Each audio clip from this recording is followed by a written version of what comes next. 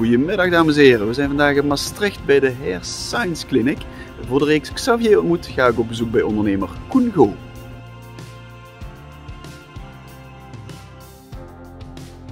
Hoe is jullie bedrijf, Hair Science Instituut? Hoe hebben jullie vorig jaar 2020 beleefd?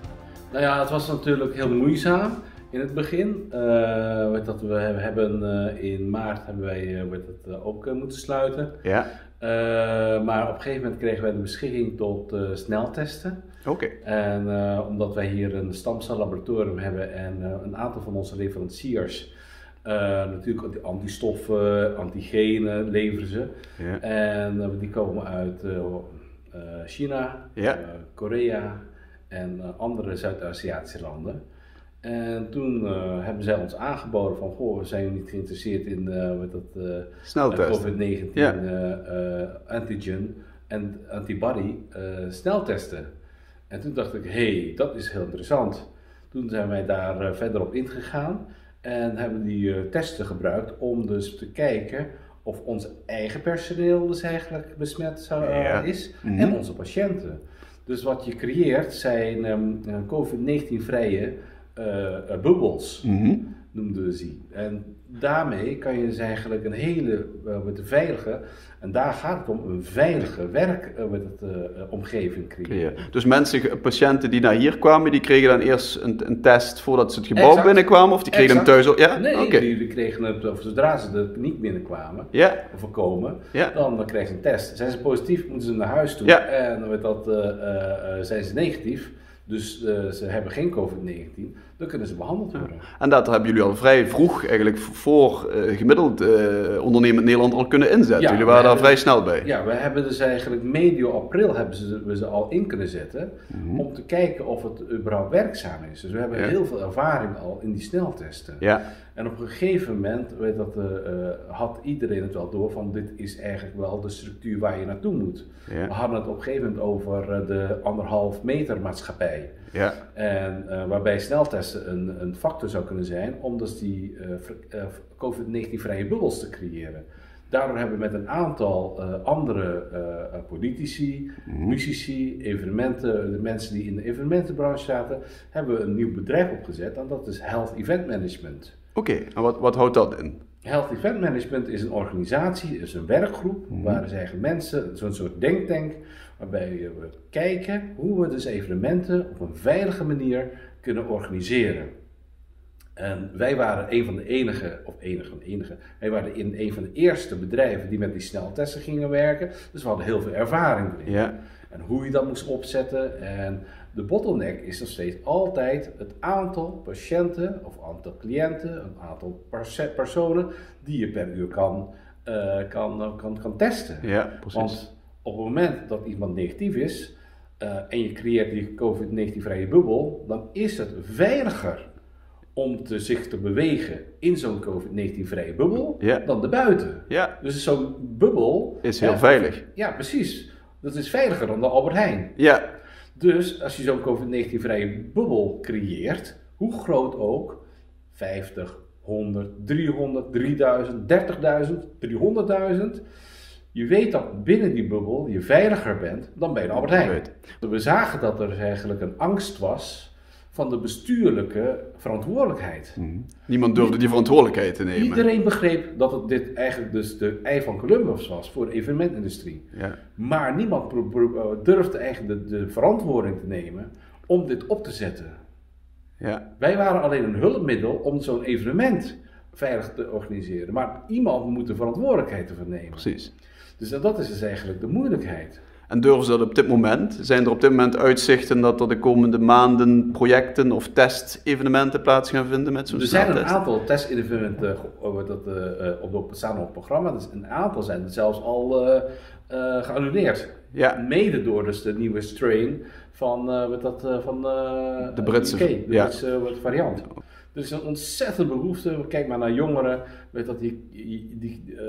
Tuurlijk worden evenementen georganiseerd. Nu ook, elk weekend. Er worden altijd evenementen georganiseerd. Maar die zijn illegaal. Ja. Dan heb je nog een groter probleem. heb je er helemaal geen zicht en grip op. Nee, daar heb je geen controle eroverheen. En je ziet dus eigenlijk bij de demonstraties, je hebt totaal niets onder controle. En als je zo'n, in het MEC, in een gesloten omgeving, waarbij je eigenlijk zo'n bubbel kan creëren, dan is het veilig voor de jongeren. Ze kunnen zich vrijelijk bewegen. En je hebt dus eigenlijk een uitlaatklep. Want die jongeren hebben dat gewoon nodig. En ook ouderen hebben het natuurlijk nodig. Uiteraard. Die jong van geest zijn. Precies. Toch? Ja, precies. Je moet gewoon... Een mens is een sociaal wezen. Dus je moet je niet opgesloten binnen 4 muren houden. Ja. Hoe voelt u dat als een innerlijke drive om u zich daar ook mee bezig te houden? Want u zou kunnen zeggen, ja, mijn praktijken draaien weer. Ik heb met mijn sneltest, broos gaat goed. Ja, wat de rest met de evenementensector is niet mijn pakje Jan. Maar u voelt dat toch een persoonlijke drive om daar ook ik noem het mijn maatschappelijke verantwoordelijkheid. Oké. Je moet je kennis en je kunde gebruiken voor de maatschappij. Niets meer en niets minder. Nee. En wat de maatschappij ermee doet, dat is niet meer mijn zaak in principe. Je probeert het wel en ik probeer ook mijn kennissenkring daarvoor warm te maken. En ze zijn laaiend enthousiast. Maar als de bestuurders het niet durven of niet kunnen, dan zeggen ze van ja, wij kunnen niet afwijken van de landelijke norm. Nee. Want als zij dat doen, dan heb je een probleem. En er gaat iets mis. Dan krijg je die bestuurlijke verantwoordelijkheid. Ja.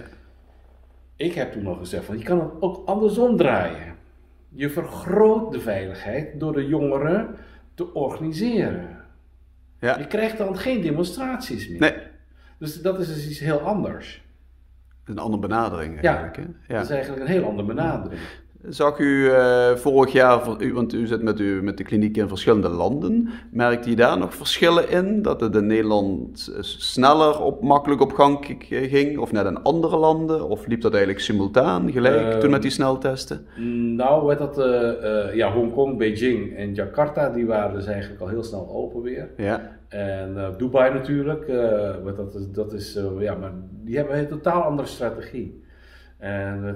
Maar dan begint het nu een beetje omhoog te gaan. Hè? Ja, dat begint het nu omhoog te gaan. Omdat ze niet, het gaat niets anders gaat het om discipline en de eigen verantwoordelijkheid, de motivatie.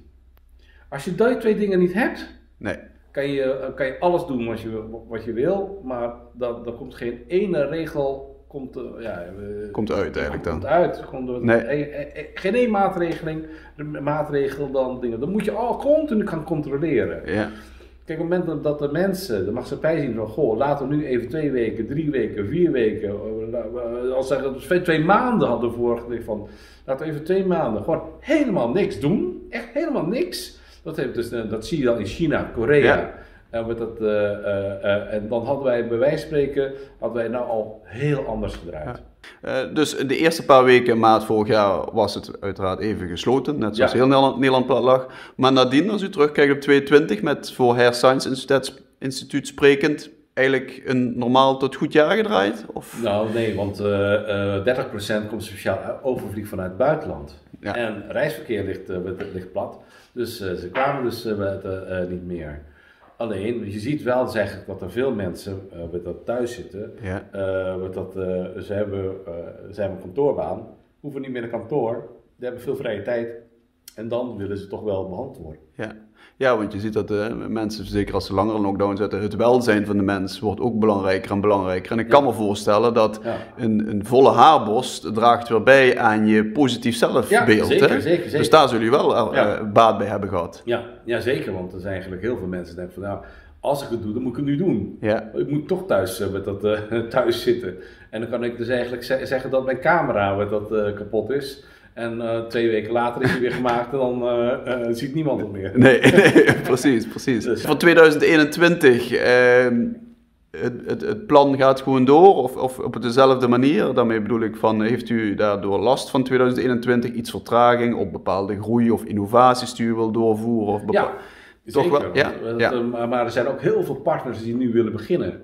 Omdat ze zien dat van dit is nu het moment Ja. om te beginnen. Omdat ze toch niet kunnen reizen, zijn er heel veel mensen, de markt is lokaal veel groter. Ja. Ja, dus we gaan dus nu binnenkort starten in Milaan, Lissabon en in Thailand, Bangkok. Hoe ervaart u het zelf, COVID, privé, sociaal? Bent u er ook een beetje klaar mee? Of, Nou, ik heb bijvoorbeeld met kerst heb ik dus eigenlijk ook die sneltesten bij mijzelf geïntroduceerd. Iedereen die het huis binnenkwam, moest gewoon getest worden. Ja. Anders kwamen ze gewoon het huis niet binnen. Nee. Door het eenvoudige reden van, ik zit er niet op te wachten om het te krijgen. Nee.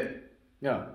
Dus we hebben boodschappen gedaan, gewoon iedereen getest. Oké, dus dan heb je die COVID-19 vrije bubbel. Iedereen die binnenkomt, dan moet gewoon getest worden. Heel simpel. Heel simpel. En we zijn veel sneller als we gewoon alle borders gewoon sluiten. Ja. Dan gaan we die sneltesten, dus gewoon een bepaalde strategie. Al die sneltesten, GGD's, allemaal aan de grens zetten.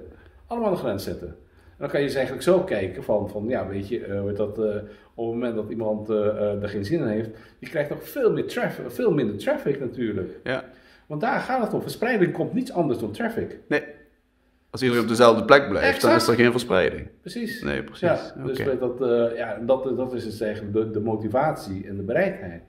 Want we hebben voldoende testcapaciteit om alle mensen die de grens overkomen te testen. We gebruiken nu volgens mij maar de helft van onze testcapaciteit. Ja, hè? daarom. Dus, In plaats van dat je een hartje Amsterdam zet, dan moet je eigenlijk bij Schiphol zetten. Ja.